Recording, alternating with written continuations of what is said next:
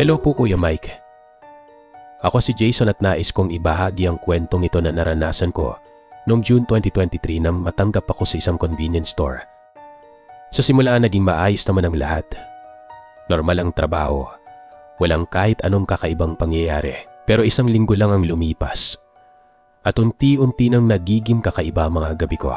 Ako ang naka-assign sa graveyard shift. Kaya halos lahat ng mga hindi maipaliwanag na bagay ay nasaksihan ko na. Madalas kong makita ang isang batang patakbo-takbo. Parang gustong makipaglaro at minsan naman naririnig ko ang hikbi ng isang babae na tila hiningi ng tulong. Madaling araw na noon. Habang naglilinis ako, biglang nawalan ng kuryente. Walang gwardiya ng oras na yon. At isang oras pa ang kailangan bago pwedeng paganahin ng generator. Nasa gitna ako ng dilim. Tanging mga ilaw ng mga sasakyan at kidlat ang nagsisilbing liwanag dahil sa malakas na ulan. Naisip kong iligpit muna ang mga trays ng donut at magpahinga sa backroom. Habang inaantok na ako, narinig ko ang malamig na boses ng isang bata na nagbulong. Samahan mo ko, natatakot ako. Nagising ang lahat ng senses ko, naghanap ako ng bata gamit ang flashlight pero wala akong nakita. Imbes na bata, isang figura ng matandang lalaki ang nakita kong nakatalikod. Nang bala ko sanang tumakbo, hindi ko magalaw ang katawan ko. Para akong na-freeze sa takot. In Jesus' name, in Jesus' name. Habang nakikita kong basag ang kalahati ng bungo niya, parang nabangga sa isang matigas na bagay. Hindi siya lumapit pero ramdam ko ang matinding takot. Natapos lang ang kababalagan nang bumalik ang kuryente. Tumakbo ako sa gondola ng mga kandila at agad magsindi ng isa. Doon ako nagdasal. Nag-alay ng panalangin na sana'y makahanap na sila ng liwanag at kapayapaan.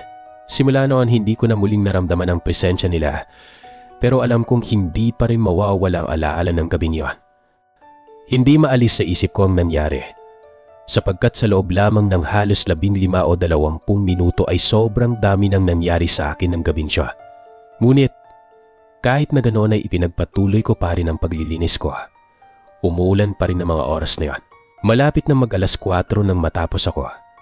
May customer na dumating. Isang babae, isang lalaki at isang bata. Nakita kong may sinesenyasan ng babae sa may counter. Habang ang bata at ang lalaking kasama nito ay nakaupo lamang sa tabi ng pinto. Akala ko naman ay naghahanap siya ng cashier. Nilapitan ko siya upang tanungin kung ano ang maitutulong ko.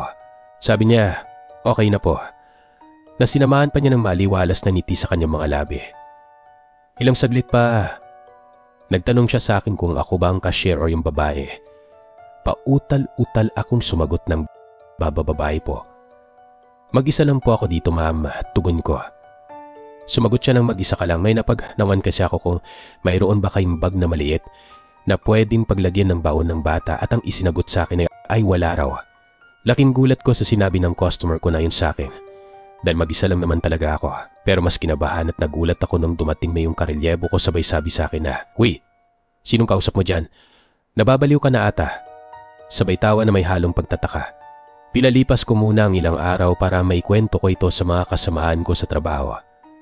At nabagalaman ko na isang babae. Isang lalaki at isang bata ang nasawi sa malagim na aksidente na nangyari. 1 taon pa lang ang nakakalipas. Naisip ko na, yun kayang sinabi niya sa akin na okay na po, ay dahil sa pag-aalay ko ng kandila sa kanila. Ngunit hindi ko rin maiwaglit sa isip ko kung sino ang isang babae na magpasa hanggang ngayon ay nananatili pa rin sa tindahang pinagtatrabahuan ko. Thank you Kuya Mike for lending your time to read my story. Lagi niyo pong tatandaan, hindi ka nag-iisa sa mundong iyong ginagalawan.